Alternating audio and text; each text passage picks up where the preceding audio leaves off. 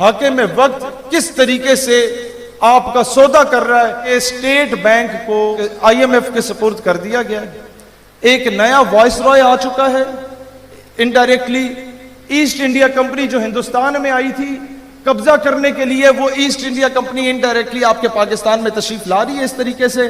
اور اس کے بعد کیا ہوگا کہ آپ کی ایکسپورٹس پہ ملک سے باہر جو سامان آپ بھیجنا چاہیں گے اس پہ پابندی عائد ہو جائے گی، جس سے آپ کا کوئی زر مبادلہ آئے گا اور آپ کی اکانومی جتنا گرے گی، جتنا آپ مقروض ہوں گے. بادشاہی مسجد آپ کی گروی رکھی ہوئی ہے جس میں حضور علیہ السلام، حضرت امام علی علیہ السلام اور حضرت امام حسین رضی اللہ تعالیٰ عنہ کے تبرکات موجود ہیں.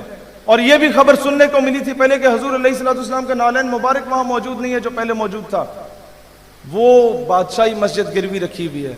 آپ کے انٹرنیشنل ایئرپورٹس گروی رکھے ہوئے ہیں، آپ لوگوں کی موٹر ویز گروی رکھی ہوئی ہیں. یعنی کہ آپ کا ملک انڈائریکٹلی بیچ دیا گیا ہے.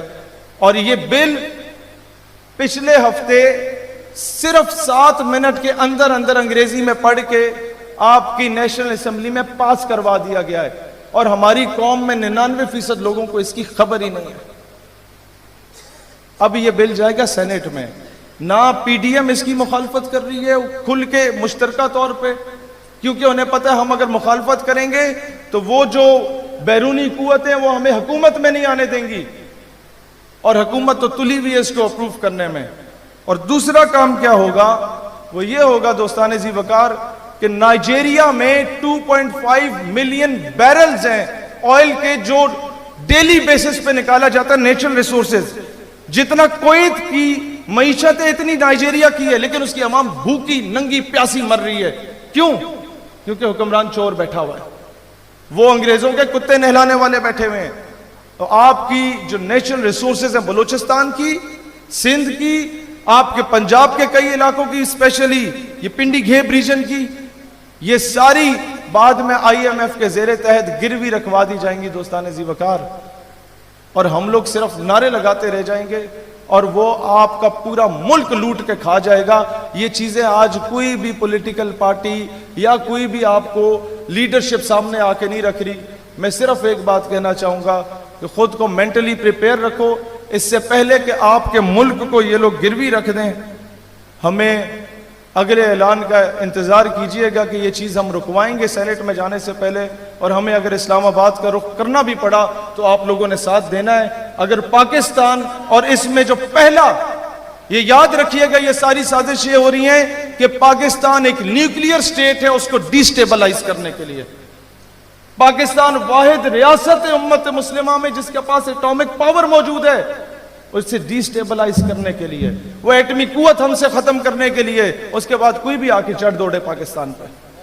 تو یہ ساری چیزیں ہو رہی ہیں، اس سے آگاہ رہنا ضروری ہے. خود کو نالجیبل بنائیں، ان چیزوں کے بارے میں سمجھیں کہ دنیا میں چل کیا رہا ہے اور دنیا کو کس طریقے سے شٹ اپ کال دینی ہے، اور اپنے حکام بالا کو بکنے سے کس طریقے سے روکنا ہے. یہ ساری چیزیں سمجھنے کی ضرورت ہے. اور آخری قرارداد میں اس ایوان میں پیش کرنا چاہتا ہوں. اگر آپ چاہتے ہیں کہ پاکستان میں قادیانیت یا کوئی اور فتنہ یا پاکستان سے غداری ختم ہو تو ایک چیز یہاں سے منظور ہو، اور اس کو انشاءاللہ اسمبلیوں تک منظور کروائیں گے اپنے لائک مائنڈڈ لوگوں سے، کہ 19 گریڈ اینڈ ابو رینک کا کوئی بھی آفیسر یا کوئی بھی ایم این اے یا کوئی بھی ایم پی اے یا منسٹر، اس کے بچے جب وہ ڈیورنگ ڈیوٹی ہوتا ہے، آن ڈیوٹی ہوتا ہے، ملک سے باہر نہیں پڑھ سکتے. پہلا قانون یہ پاس کروایا جائے. میں اگر منسٹر ہوں اور میرے بچے امریکہ میں پڑھ رہے ہیں تو میں امریکہ کو آنکھیں نہیں دکھا سکتا. میں اگر وزیر اعظم ہوں تو میرے بچے بے شک اسلامک اسٹڈی پڑھیں لیکن برطانیہ میں اگر پڑھیں گے تو میں ملکہ برطانیہ کو آنکھیں نہیں دکھا سکتا. مسٹر خان سمجھ رہے ہیں اس چیز کو؟ اور میں انڈیا سے کیسے جنگ لڑوں گا جب میرے بچوں کا کاروبار ہندوستان میں چل رہا ہے؟ اور دوسری قرارداد، یہ تمام 19 اینڈ ابو گریڈ کے آفیسرز چاہے کسی بھی محکمے کے ہوں، M N As, M P As اور سینیٹرز، اپنی ریٹائرمنٹ کے بعد ملک کے باہر جا کے شفٹ نہیں ہو سکتے، اور امریکہ میں تو بالکل بھی نہیں. یہ قرارداد آپ کی منظور ہو جائے دوستان ذی وقار، یہ چیزیں واہ واہ کرنے والی نہیں ہیں، لیکن اگر یہ منظور ہو جائے متفقہ طور پہ تو پاکستان سے غداریاں ختم ہو جائیں گی. اللہ تعالیٰ دین اسلام اور وطن عزیز پاکستان کا حامی و ناصر ہو. پاکستان ہمیشہ زندہ باد. پاکستان کا مطلب کیا؟